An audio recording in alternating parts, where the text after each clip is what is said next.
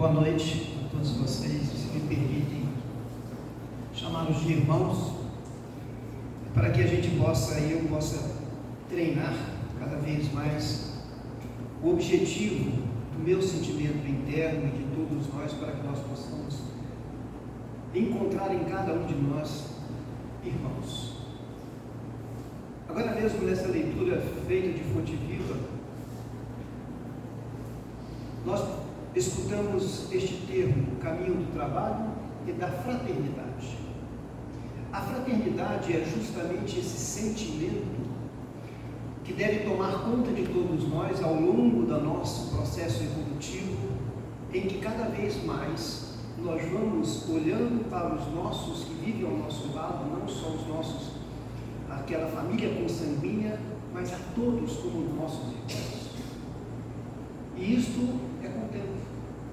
Isto é quando então nós somos tomados cada vez mais por esse espírito de entendimento que inicia-se quando nós, papai e mamãe, nos ensinaram esta oração tão conhecida que vem a ser o Pai Nosso, né? E a gente até hoje ainda muitas vezes a pronuncia maquinalmente, sem que a gente possa adentrar dentro dos seus próprios ensinamentos. Eu, lógico que Jesus, quando pronunciou o Pai Nosso, a oração dominical dentro do Sermão do Monte, ele queria efetivamente nos dar ensinamentos, pois todo o Sermão da Montanha é ensinamento puro, ensinamento interessante, que é um ensinamento para que nós possamos encontrar a felicidade. Se nós fizermos assim uma pergunta para qualquer rabino, qualquer líder religioso, qualquer dirigente, falar: olha, me dá um mapa da mina da felicidade. Ele terá facilidade em lhe dar o mapa da mina, mas não terá facilidade de lhe dar a felicidade. O mapa da mina da felicidade chama-se Sephora. Esta é a trilha que todos nós devemos perseguir, para que nós possamos então edificar e estabelecer em nós um ser feliz. Poderiam me perguntar: e o Pai Nosso, onde está contido nisso e onde que ele se inicia justamente? Por isso, quando nós formos ler o Pai Nosso, nós devemos fazer sempre com a própria coisa, a própria leitura nos chamou a atenção para o que? Autoconhecimento, autoavaliação. Em que parâmetro estou em relação àquilo que estou lendo, em relação àquilo que está colocado como referência para comportar dentro do Sermão da Montanha. E Jesus, quando falamos em fraternidade, por isso voltamos ao Pai Nosso. O Pai Nosso, eu vou repetir muitas vezes isso, começa como? Pai Nosso. Nós não falamos Pai Meu, Pai Nosso, ou seja, Pai de todos nós. Quando nós vamos pedir, a gente pede o quê? O pão nosso, não é o pão dele, o pão de todos nós. Vem a nós e não vem a mim. Esse já é o espírito que Jesus quis colocar de fraternidade em todos nós. Jesus nos chama de irmão, somos irmãos de Jesus.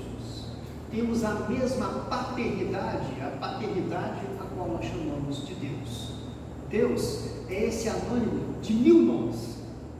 Aqui chamamos de Deus. Às vezes eu me torno assim muito, desculpa o termo, abusado, porque nós chamamos Deus de Pai. E hoje eu chamarei Deus de Mãe. E nós vamos entender por quê. Porque quando nós viemos falar das mulheres do Evangelho, e este tema, ele logicamente é motivado porque nós estamos próximos do Dia Internacional da Mulher, dia 8 de março, e quando a gente começa a estudar um pouquinho da realidade da mulher ao longo das nossas jornadas, quando voltamos até o tempo de Jesus, poderíamos voltar mais, para ver a realidade do que a mulher, nessa longa trajetória, como ela lutou, como foi.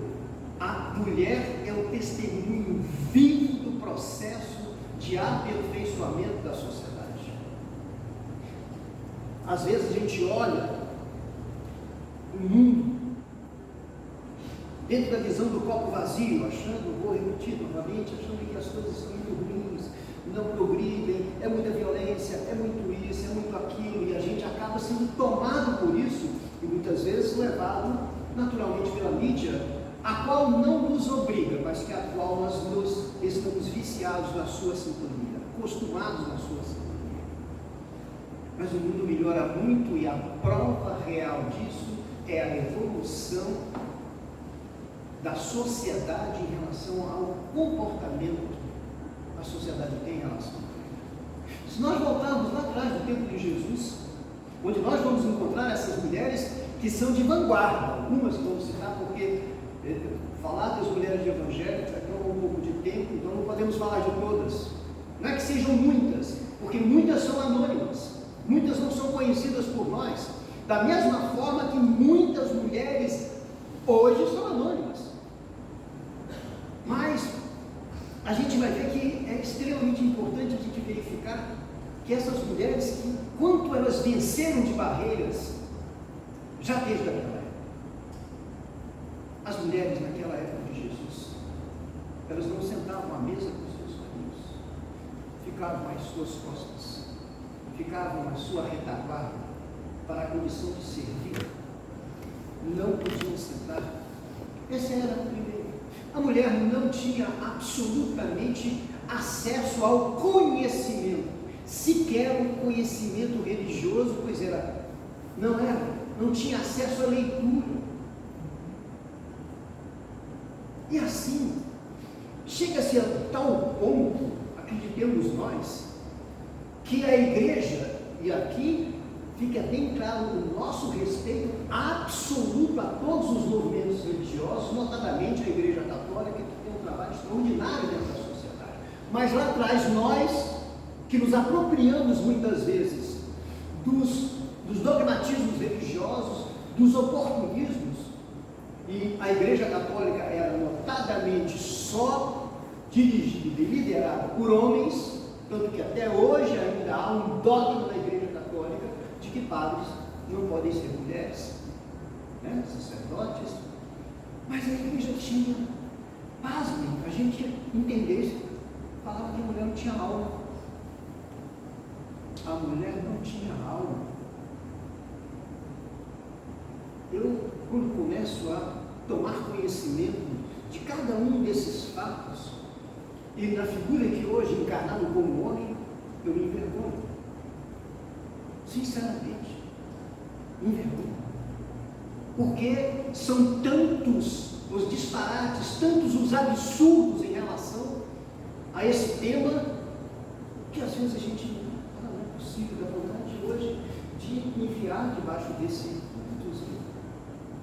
E eu trouxe algumas estatísticas, porque nós vamos falar das mulheres do Evangelho, mas é importante para que a gente possa compreender como as coisas estão evoluindo. O que eu quero trazer com isso? Não há possibilidade de refrearmos o progresso, a evolução. E alerta seja feito bem claro para nós. A Terra está passando pelo seu processo de aperfeiçoamento, de seu processo de depuração, e passará para uma condição de planeta de regeneração, aonde nós conseguiremos, aqueles que aqui estiverem, estarão vivenciando um clima muito maior de fraternidade, do que vem a ser justamente esse sentimento de irmãos existente entre nós. E aqueles nós que não conseguirmos estabelecer nesse padrão, seremos deslocados, levados para outras escolas, talvez em cursos mais duros, pois o nosso coração empedrado não conseguiu aqui se modificar. Eu vou ler então só algumas estatísticas, uma cronologia, para que a gente possa compreender essa cronologia da mulher. Fiz aqui algumas datas em relação à sociedade feminina brasileira, nossa coletividade brasileira. Somente em 1827, no Brasil, as meninas foram liberadas para fazerem ou para frequentarem a escola. Mulher não frequentava a escola. Agora, quando a gente lê faz uma leitura dessa de 1827, nós não podemos deixar de lembrar, dentro da condição contemporânea da data de hoje, em outros países, como a Afeganistão, Paquistão e outros, onde nós vamos encontrar aquela grande mulher, menina ainda, chamada Malala,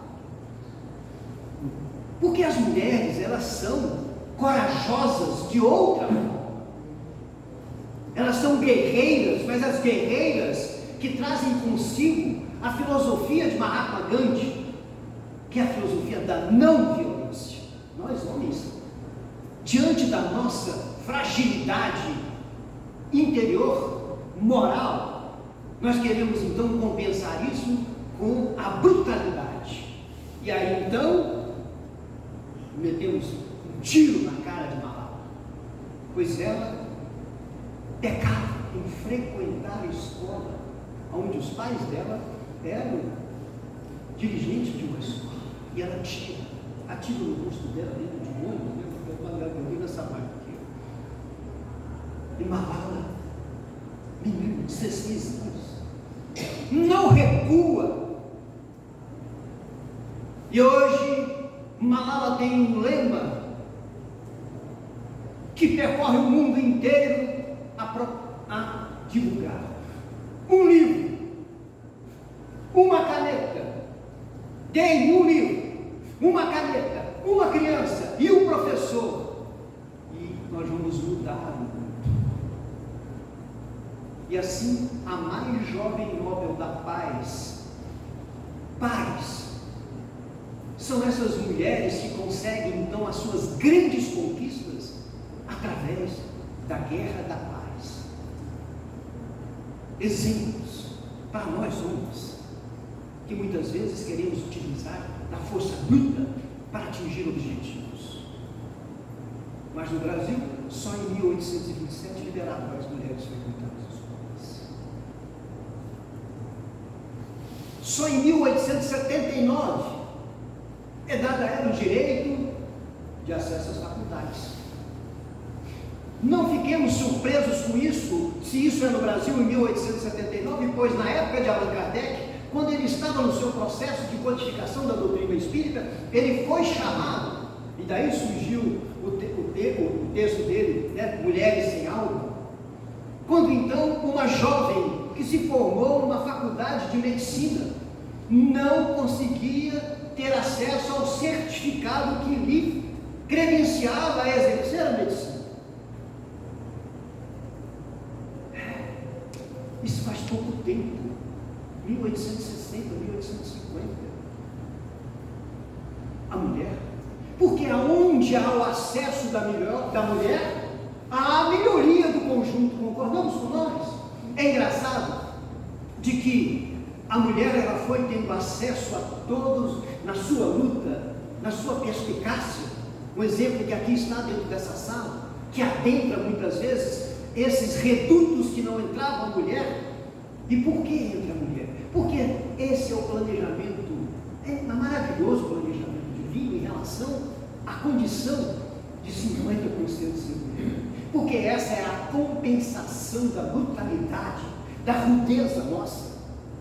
E às vezes a gente não compreende que se na sociedade, na humanidade, 50% são mulheres, e os outros 50% vieram de quem? Das mulheres. Né? Ou seja, 50% são mulheres, 50% veio das mulheres.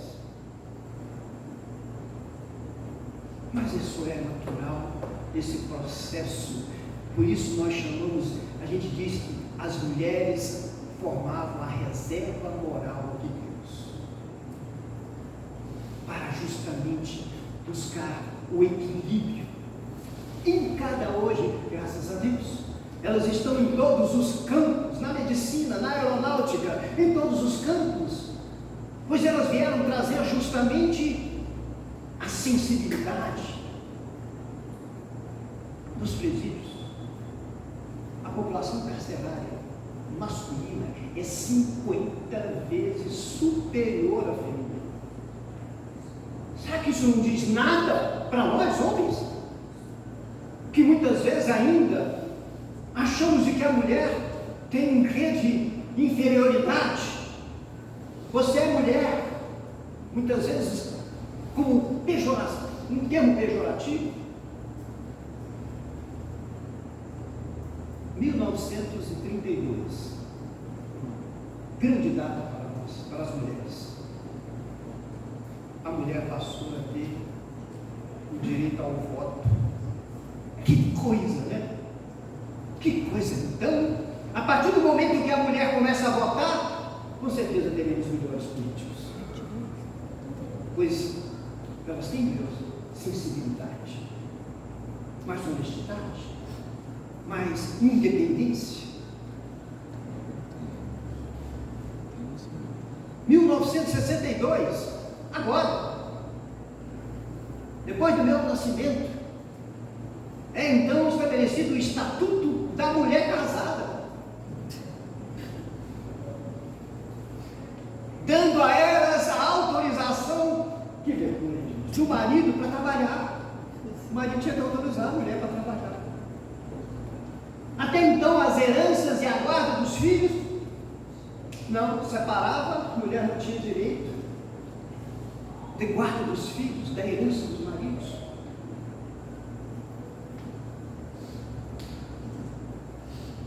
Em 1974, isso aqui é meio hilário. A mulher podia cortar o cartão de crédito. Não podia não. Tinha que ter autorização do marido, o aval do marido. Então, divorciada e solteira, nem pensar em cartão de crédito.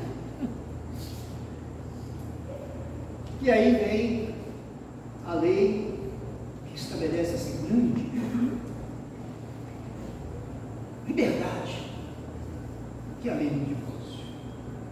E quando a gente fala em divórcio, e nós que estamos aqui em contato com a doutrina espírita, precisamos compreender a vanguarda da doutrina espírita, que no Evangelho segundo o Espiritismo, editado em 1850, muito tempo antes da lei do divórcio aqui no Brasil, já previa, já verificava, já falava sobre o divórcio de uma forma completamente aberta,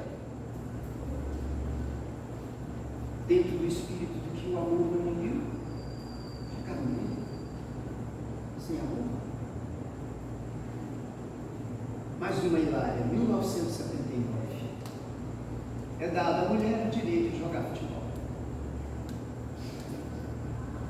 Porque existia uma lei que proibia que a mulher pudesse praticar certos esportes. Lógico, não estou dizendo do direito de chegar lá no seu campinho da sua casa, brincar com seus netos ou qualquer coisa.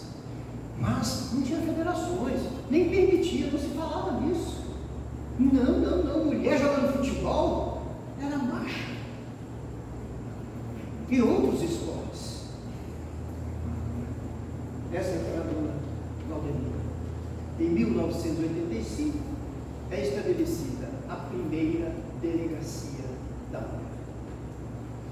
Vocês estão vendo nós homens como elas estão avançando, elas estão estabelecendo o seu reconhecimento, e isso demonstra o aperfeiçoamento da sociedade. E se esse aperfeiçoamento é nesse campo, se falamos do trabalho, vamos ver o aperfeiçoamento do trabalho, porque foi justamente na exploração do trabalho feminino que se iniciou uma das grandes movimentos do Dia Internacional da Mulher. Quando as mulheres exploradas, trabalhando de 12 a 15 horas, antes não podiam trabalhar fora, depois passaram a trabalhar e serem exploradas.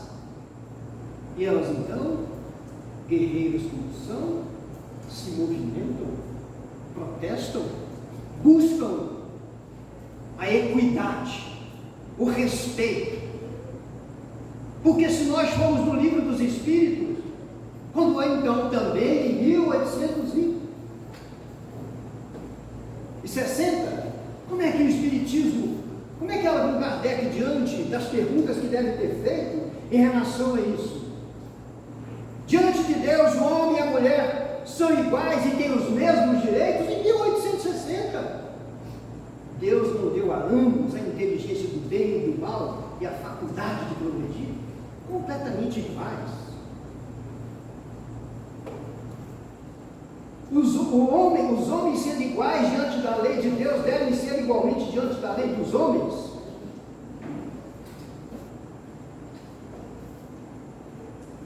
Que homens, a lei humana, para ser equitativa, deve consagrar a igualdade dos direitos entre o homem e a mulher, pois todo privilégio concedido a um ou a outro é contrário à justiça, a um ou a outro.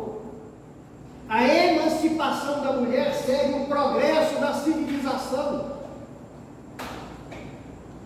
Sua subjugação caminha com a barbárie. Livro dos Espíritos. Mas, se em 1860 os Espíritos aqui trouxeram essa realidade, vamos agora para mais um instante.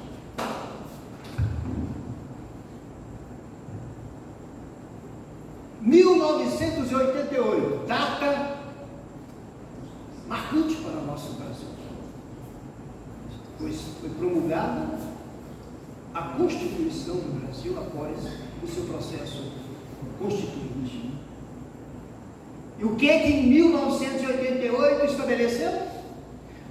Passa a reconhecer as mulheres como iguais aos homens. Só em 1988, o Espiritismo em 1860.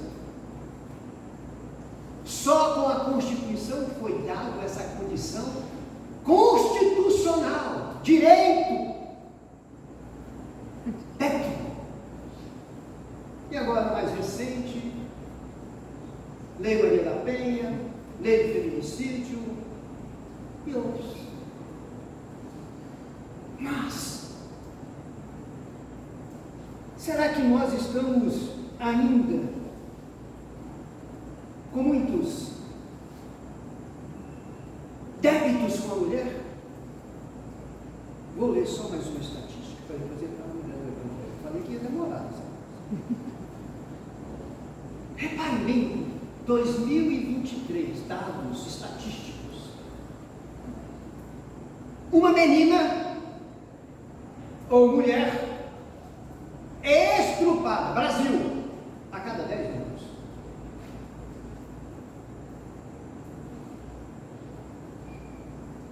3 mulheres são vítimas de feminicídio a cada dia. 3 mulheres, vezes 360, 1000 mulheres são vítimas de feminicídio. Para acabar, 26 mulheres sofrem agressão física por hora. Por hora. Demonstrando ainda a nossa barbárie, a nossa condição de sermos, ao contrário, muito próximo do primitivo. Sabe por que fazemos isso? Porque a única coisa que a gente consegue reconhecer superior à mulher é a nossa força física, a nossa coragem. Mas se os presídios têm 50 mais homens do que mulheres, e se elas hoje são habilitadas a manusear bisturis, a manusear os grandes instrumentos da engenharia, da aeronáutica, da medicina, não teria dificuldade para manusear uma arma, né, doutora? Mas por que as mulheres matam menos?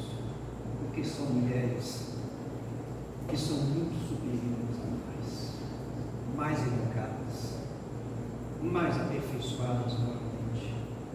Agradeçamos a elas, nós homens, peçamos perdão a elas por tudo que nós fizemos e procuremos colaborar e contribuir para a reversão desse quadro absurdo, porque o mundo só se torna melhor com a melhora individual de cada um de nós. O mundo só se torna menos violento se eu me tornar menos violento. Cabe a cada um de nós. Não cobre do outro, cobre isso.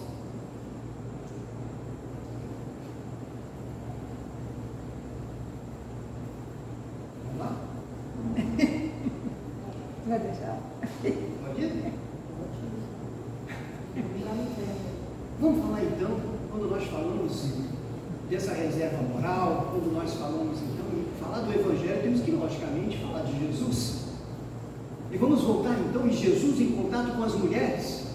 Voltemos ao tempo em que nós então temos consciência de que a mulher era subjugação absoluta, não era protagonista de nada. Mas aí Jesus está um dia a caminhar, quando nós homens, formando um grupo, uma turma, perseguimos uma mulher.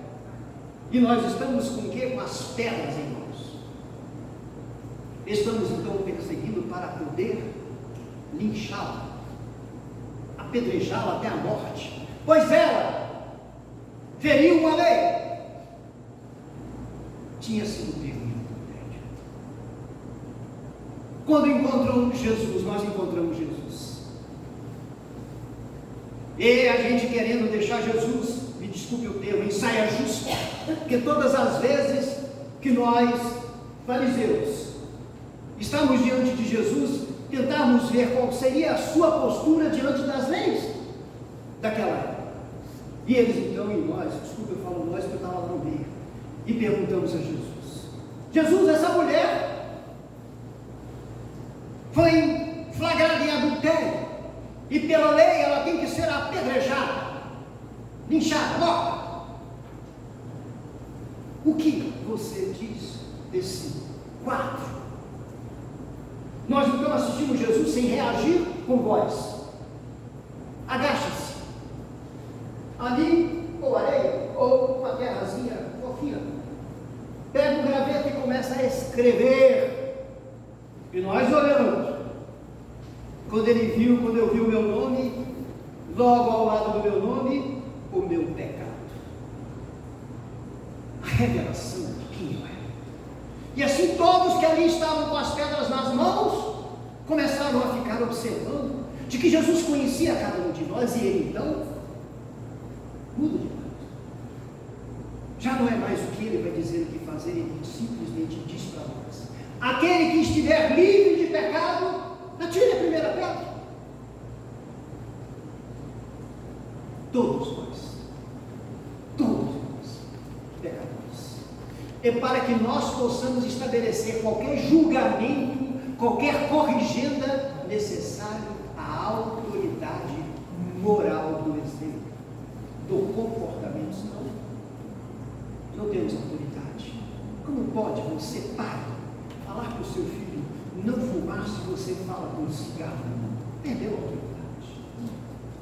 E nós então, diante daquela situação, vestindo a carapuça, jogamos as pedras para o chão, voltamos e fomos embora. Agora então é a mulher adúltera com Jesus. Jesus então começa a dar a prova e começa a mostrar qual deveria ser a relação nossa com qualquer pessoa que tenha cometido um erro.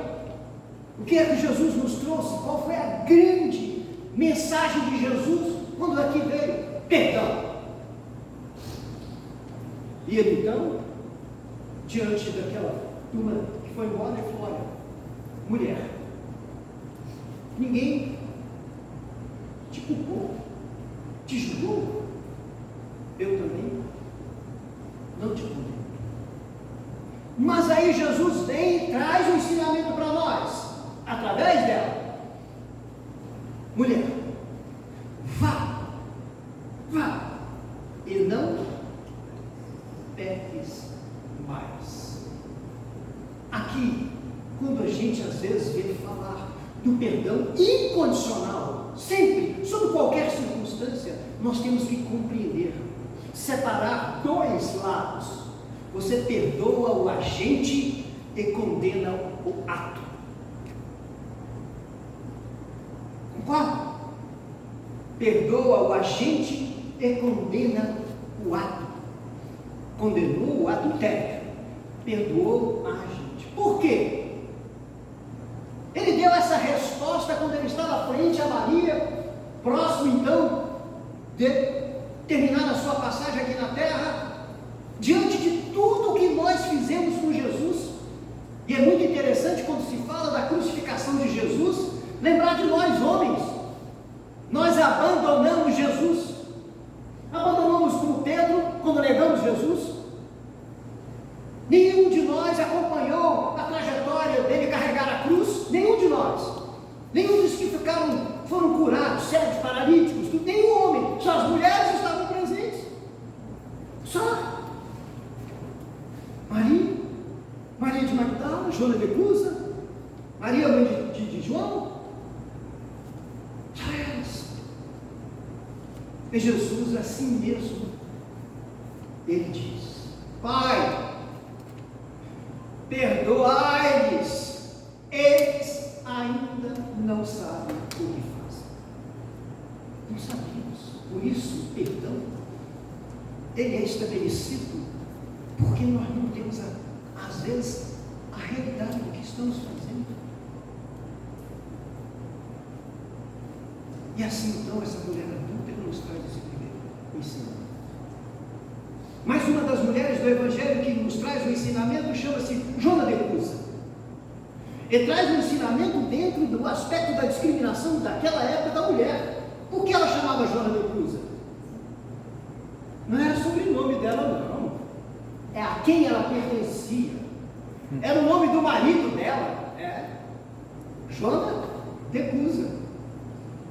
Claramente para toda a sociedade, a quem ela devia a sua submissão.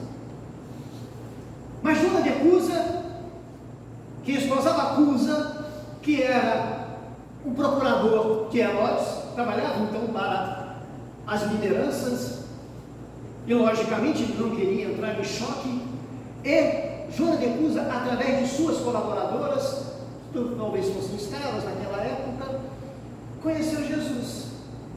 Elas falavam de Jesus.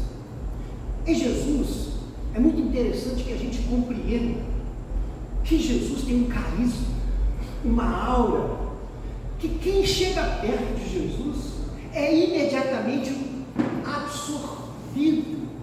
Isso eu abro um parênteses, quando aqui na colônia Santa Marta, de vez em quando a gente ia lá, quando o Chico Xavier ele ia visitar a colônia. Quando você chegava perto do Chico Xavier, é como se você estivesse no céu. Você era tomado, você não sabia nem falar. Era uma coisa impressionante. Isso Chico. Agora imagina Jesus. Então Joana de Cusa foi conhecer Jesus. E logicamente ela foi completamente tomada pelo carisma de Jesus. Pelos seus ensinamentos, pela sua docilidade, pela sua mensagem, pelo refrigério que dava a ela. E ela queria que o seu marido também acompanhasse essa mesma postura, conhecesse Jesus. E ele diz: jeito nenhum, vai para lá, não quero. Eu tenho os meus deuses, sejam romanos, sejam da minha religião judaica, das minhas conveniências. E isso abre então um conflito conjugal, um conflito de relacionamento. Pois Joana de Cusa queria seguir Jesus. E ela então entende que não dá mais para viver com o marido dela. Conflitos. Logicamente nós poderíamos imaginar que Jesus naquela época, inclusive, ele era acusado de enfeitiçar as pessoas, enfeitiçar as mulheres para que pudessem segui-lo. E Jesus nunca estabeleceu essa postura. E Joana de Cusa foi conversar com Jesus. Mestre, eu vou falar bem resumidamente, vou abandonar meu marido. Ele não quer que eu siga você, nem quer compreender a minha hoje postura. Eu quero te seguir e vou sair da minha casa. Ela tinha filhos, ela tinha um lar. E aí Jesus então Conversa com Joana de Cusa e eu trago aqui um pouco disso. Diz ele para ela: Joana, teu esposo não te compreende, a alma sensível?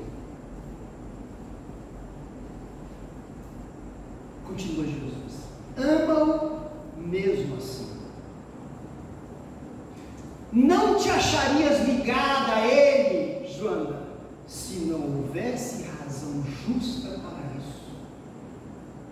Ama-o, servindo com amorosa dedicação, aí sim estarás cumprindo a vontade de Deus. Deves, pelo Evangelho, amá-lo mais ainda. Ana, Joana, os sãos não precisam de médicos. Volta, João. Vai cuidar do seu lar. Onde quer que você esteja, eu estarei com você e você estará comigo. Mas você tem uma missão. E como todos, muitas vezes, de nós, sejam mulheres, às vezes as mulheres estabelecem que é muito difícil a condição da submissão. E Jesus fala para ela: essa é a submissão do coração, do amor, para que você possa então, aí sim, ajudar ao seu marido.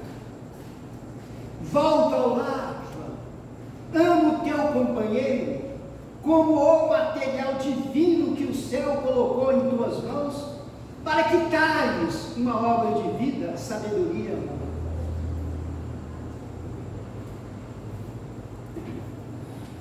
Jesus ensina a ela: a sabedoria celeste não extermina as paixões, transforma-as. Joana de Cusa, então, nos traz esse ensinamento de resiliência, de compreensão, de resignação compreensiva. Continua com Cusa até o momento que ele decai, é então morre, e ela vai viver então dedicada nos tempos que podia a Jesus. E naquela época, todos os cristãos passaram a ser perseguidos. Nossa, não vou nem falar de Maria, nem de Maria Magdalena. Ei, gente, vamos lá. Eu vou falar, não tem jeito de não falar. Me dá mais 5 minutos. Joana de Cusa é levada então à fogueira. E quando então, junto com o filho, isso é muito triste, porque os dois ali estavam, o filho pede a ela para que ela renuncie a Jesus, absolutamente. E o verdugo bota fogo na sua fogueira e pergunta: foi isso que o Cristo te ensinou a morrer? E ela responde para o seu irmão: ele não me ensinou só a morrer, mas a te amar e te perdoar. Corre, João. Volta ao mundo espiritual. Quem a recebe? Jesus. Nós vamos deixar então Maria de Magdala aqui na outra ocasião, né? Essa nobre mulher, que muitas vezes é o sonho de muita gente, ser rica, ser poderosa, ser bela, ser desejada, ser tudo isso. Ela tinha tudo isso e abriu. Mas vamos falar de Maria. Vai rapidamente. Porque nós conhecemos Maria muitas vezes até o momento da Mãe Santíssima, mãe de Jesus, Santa Maria, Virgem Maria. Mas Maria, depois que passou por todo esse sofrimento de ver o seu filho crucificado, e ela fazia essa pergunta, qualquer mãe vai fazer essa pergunta: pai, o que esse meu filho fez para merecer isso daí? Mas assim ocorreu Maria. Se Jesus tinha 33 anos, Maria devia ter menos de 50. E Maria então? Onde foi Maria? Que conhecimento nós temos de Maria depois disso? A doutrina espírita nos brinda em mostrar então Maria depois se junta a João, porque quando ela estava no pé do madeiro e que ela grita para Jesus: filho meu, ele aponta para ela e fala: mãe, mulher, e aponta para João que estava observando: aí está o seu filho. E diz para João: aí está a sua mãe. Entenderam que é o processo da fraternidade? da extensão, perdeu um filho, adota outros. Maria, então, vai para Éfeso e fica durante mais de 20 anos acolhendo os viajantes, os pedintes, os leprosos, aqueles que ali estavam, sempre a querer escutar a palavra de Jesus e acolhê-los. Quando termina, então, quase aos 70 anos, um dia um pedinte chega e ela o recebe da mesma forma. Ele senta ao lado dela, só que ela começa a sentir uma sensação distinta e diferente, um perfume no ar.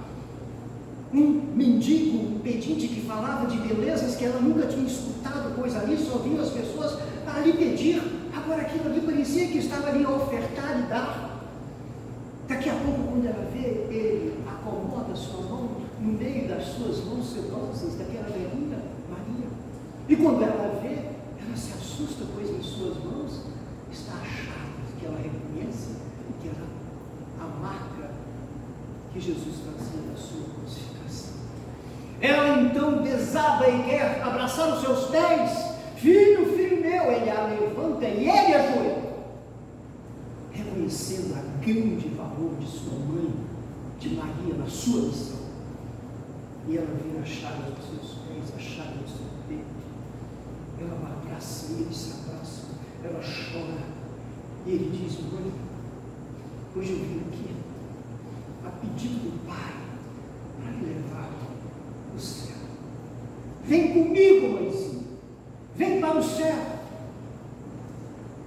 Maria nunca estabeleceu direitos por ser filha de Jesus, mas pregou Jesus em toda a sua vida. Mesmo quando ela chama, ela vai lá nas arenas onde os cristãos estão sendo devorados pelas feras, jovens estão sendo trucidadas, e ela convida-os: cantemos, entremos para o mundo espiritual, lembrando e vivenciando Jesus.